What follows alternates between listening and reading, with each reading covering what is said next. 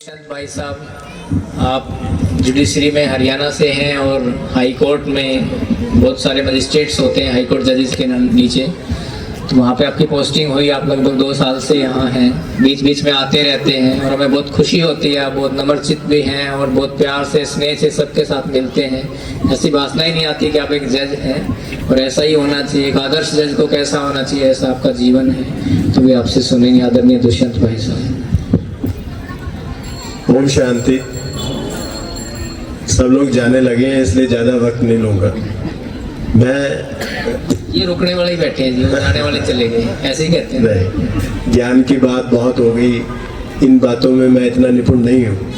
एक छोटी सी बात से बात शुरू करूँगा कि ब्रह्म कुमारीज में आने का मौका मिला। सबसे पहले मुझे उस दिन शिवरात्रि थी, आज से 13 साल पहले की बात है, करीब 13 साल पहले।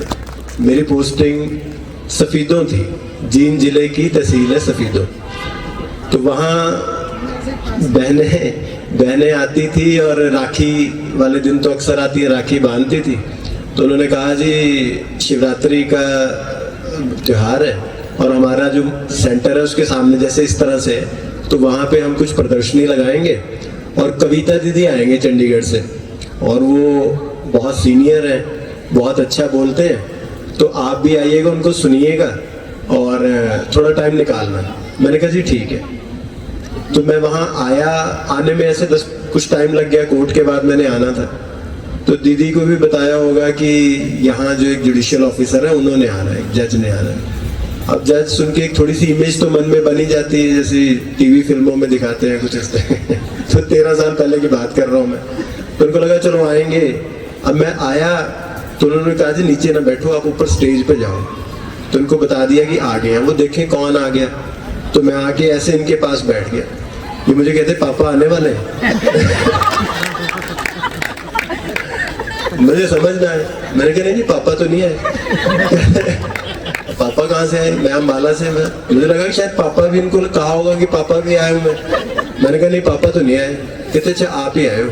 मैंने कहा हाँ जी। कहते कोर्ट में बिजी होंगे, मेरे फादर एडवोकेट है। मैंने कहा हाँ कोर्ट में तो बिजी है जी।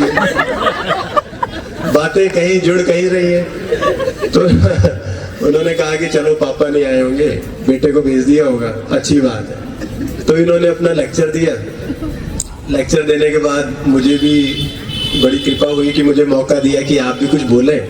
जितनी मेरी समझ थी मैंने बोला। फिर कहते आप ही थे क्या? मैंने कहा कौन था?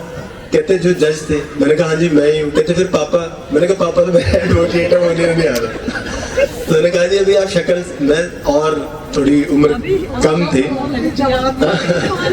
नहीं अभी चलो मैं 45-46 साल हो गया, लेकिन तब और कम था।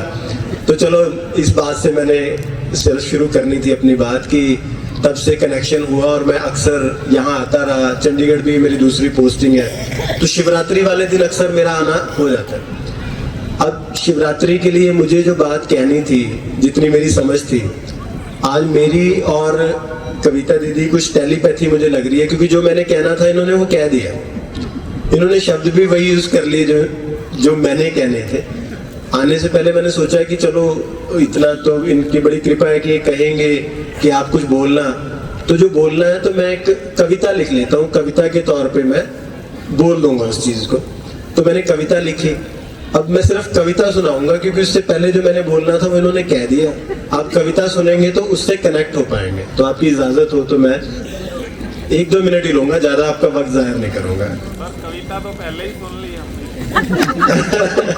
नहीं कुछ और है इसमें। सिर्फ जो शिव बाबा, भगवान शिव का जो रूप है, वो रूप क्या इशारे करता है और हम उससे क्या सीख सकते हैं, जैसा दीदी ने बताया उसके बारे में कविता है। बाबा बर्फानी का सफेद ठंडी चादर पर है बसेरा, तन पर मात्र शेर की खाल और गले में भयानक नाग आ ठहरा, कंठ में हलाहल विष की घूंट और चहुदिग भूतों की सेना का है पहरा। इतनी विषमताओं में भी मन कतई नहीं व्याकुल है, सर गंगा सा पवित्र और माथा चांद सा शीतल है। पत्थर के सिंहासन पर आदि योगी विराजमान है। अध खुली आंखों से विश्व पर नजर और चेतना से गहरा अंतर ध्यान है। चारों ओर मुसीबत हो फिर भी कैसे संभाव रखा जा सकता है। चारों ओर मुसीबत हो फिर भी कैसे संभाव रखा जा सकता है। यही समझाने मानव को ये शिवरात्रि का त्योहार आता है। ये शिवरात्रि का त्योहार आता है। तो एक बार फिर से आपको शिवरात्रि की बहुत शुभकामनाएं। और टेलीपैथी मैंने आपको बताई दी। मैं इजाजत दे तो 2 मिनट और ले रहा हूँ। हमारे जुडिशरी में ना एक तो जो मेन काम होता है जजमेंट्स करने का, जैसे जो रेगुलर कोर्ट्स चलती है, उसके साथ ही एक काम होता है हमारा एक लीगल सर्विस अथॉरिटी का, जिसका काम फ्री लीगल एड देना और अवेयरनेस, लीगल राइट्स के बारे में अवेयरनेस डिस्ट्रीब्यूट करना है। तो मैं इससे पहले लीगल सर्विस अथॉरिटी में था, तो कोई ऐसा मंच मिले तो वहां से हम कोई भी ज्वलंत मुद्दा हो उस पर कुछ मिनट बात करने की कोशिश करते हैं, क्योंकि उसमें मेरी योग्यता नहीं है, लेकिन सीट जो पद है ना उसकी बड़ी योग्यता होती है। उस पद से कनेक्ट करके कोई ना कोई व्यक्ति इस जगह में जो सुन रहे होते हैं, कोई ना कोई बड़े ध्यान से सुन लेता है और जो वो पर्पस है वो सॉल्व हो जाता है। तो ये भी मुझे ये बात मैंने करनी नहीं थी, लेकिन याद ऐसे है कि जब ये बच्चियां यहाँ पर डांस कर रही थी तो दीदी ने कहा कि देखो जितना रंग ये बच्चियां लगा सकती हैं ना, ऐसे लड़कों के बस कमी होती है, क्योंकि लड़कियों की एक स्वभाव है एक्सप्रेस करने का कि देखो कितनी रंगत लगा देती है। फिर एक शब्द आ गया धुरी। दीदी ने कहा कि धुरी है, धुरी एक शब्द आया था। तो मुझे अपनी एक पुरानी लिखी कविता याद आ गई जो इसी विषय पे थी। विषय ये था कि जो आज के समय में, चाहे समय कितना आगे बढ़ गया, लेकिन अब भी हमारे भारत में, आप भी अपने बीच में बहुत लोगों को पाएंगे कि जो फीमेल फिटिसाइड है ना, कन्या भ्रूण हत्या, ये बहुत हाई, बहुत ऊंचे दर्जे पे है। इसकी कमी नहीं है। लोग बहुत पढ़ लिख गए हैं, लोग बहुत ऊंचे ऊंचे पदों पे पहुंच गए हैं। ये ऐसा नहीं कि गरीब तबके में प्रेवलेंट है, इसमें बहुत बड़े बड़े लोग सिर्फ इसलिए कि कन्या को या तो कम समझते हैं या बोझ समझते हैं या फिर बेटे की इच्छा है, जो भी है, बहुत से कारण है, वो आप सब लोग समझते हैं। लेकिन सिर्फ एक कविता के माध्यम से रखना चाहूंगा कि ये चीज कितनी बुरी है और ठीक होनी चाहिए। तो कविता का जो शीर्षक है वो है पंजाबी। पिछली बार मैंने ये कविता हिंदी में सुनाई थी जो मेरी हिंदी की लिखी हुई थी, लेकिन आज एक पंजाबी में लिखी है तो मैं पंजाबी की सुनाता हूँ। इसका शीर्षक है कुख च ना मार माए। कुख च ना मार माए। पंजाबी बोलने में मैं इतना दक्ष नहीं हूँ, कुछ गलती हुई तो आप माफ कीजिएगा, लेकिन लिखी है कुख च ना मार माए, जम लैण दे दुनिया च आ लैण दे, कुख च ना मार माए, मैनू भी सां लै लैण दे। जम लैण दे दुनिया च आ लैण दे, कुखा च ना मार माए, मैनू भी सां लै लैण दे।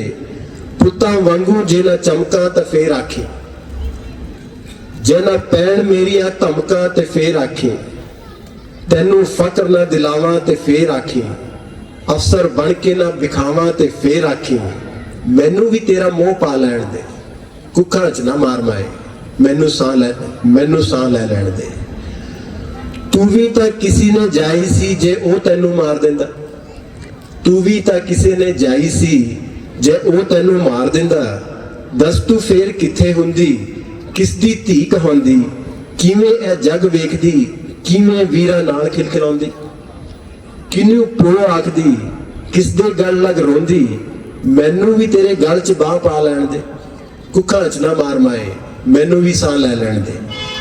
मेरा भी दिल करता है दुनिया वेखा।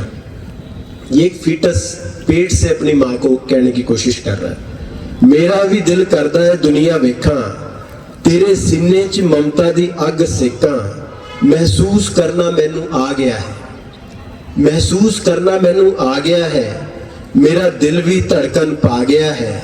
तेरी सोच हुण मेरे ते असर पाउंदी है, तेरी सोच हुण मेरे ते असर पाउंदी है। तू हसदी ते मैं हसदी, तू रोवे तां मेरी भी देह सिहर जाउंदी है। इन्हां चाकू छुरियां नूं मेरी हस्ती ना ढह लैण दे, कुखा च ना मार माए, मैनू भी सां लै लैण दे। जे पुत सहारा देंदे आ तां मैं भी दे सकदी हां। यही बात है ना कि लड़के सहारा दे देंगे, बुढ़ापे का सहारा रहेंगे। तो लड़की क्या कहती है, ਜੇ ਪੁੱਤ ਸਹਾਰਾ ਦਿੰਦੇ ਆ ਤਾਂ ਮੈਂ ਵੀ ਦੇ ਸਕਦੀ ਆ, ਜੇ ਉਹ ਕੰਮ 'ਚ ਹੱਥ ਵਡਾਉਂਦੇ ਆ ਤਾਂ ਇਹ ਜਿੰਮਾ ਮੈਂ ਵੀ ਲੈ ਸਕਦੀ ਆ। ਵੰਡ ਦੀ ਨੌਬਤ ਕੁੜੀਆਂ ਘੱਟ ਹੀ ਲਿਆਉਂਦੀਆਂ ਨੇ। ਵੰਡ ਮਤਲਬ ਬਟਵਾਰਾ। ਵੰਡ ਦੀ ਨੌਬਤ ਕੁੜੀਆਂ ਘੱਟ ਹੀ ਲਿਆਉਂਦੀਆਂ ਨੇ। ਇਸ ਘਰ ਤੇ ਉਸ ਘਰ ਮਾਂ-ਪਿਓ ਦਾ ਨਾਮ ਇਹੀ ਚਮਕਾਉਂਦੀਆਂ ਨੇ। ਜੇ ਇੰਜ ਹੀ ਕੁੜੀਆਂ ਨੂੰ ਮਾਰਦੇ ਰਹੋਗੇ ਤਾਂ ਮਾਂ, ਭੈਣ, ਭਾਬੀ ਕਿਸ ਨੂੰ ਕਹੋਗੇ? ਮੁੰਡੇ ਦੇ ਕੁੜੀ ਵਿੱਚ ਕੋਈ ਭੇਦ ਨਹੀਂ, ਕੋਈ ਸਮਾਨਤਾ ਨਹੀਂ। ਮੁੰਡੇ ਦੇ ਕੁੜੀ ਵਿੱਚ ਕੋਈ ਭੇਦ ਨਹੀਂ, ਕੋਈ ਸਮਾਨਤਾ ਨਹੀਂ। ਦੋਨੋਂ ਅਹਿਮ ਨੇ ਤੇ ਸ੍ਰਿਸ਼ਟੀ ਲਈ ਜ਼ਰੂਰੀ ਨੇ। ਜੇ ਇੱਕ ਹੈ ਜੀਵਨ ਚੱਕਰ ਤੇ ਦੂਜਾ ਉਸ ਦੀ ਧੂਰੀ ਹੈ। ਮੈਨੂੰ ਵੀ ਆਪਣਾ ਕਿਰਦਾਰ ਨਿਭਾ ਲੈਣ ਦੇ, ਕੁੱਖਾਂ 'ਚ ਨਾ ਮਾਰ ਮਾਏ, ਮੈਨੂੰ ਵੀ ਸਾਹ ਲੈ ਲੈਣ ਦੇ। कुखा च न मार पाए, मैनू भी सां ले लें। तो इसके साथ ही मैं शुक्रिया अदा करूंगा कि मुझे बोलने का मौका दिया। एक बार फिर से महाशिवरात्रि की बहुत बहुत शुभकामनाएं। ओम शांति। बहुत बढ़िया, बहुत बहुत थैंक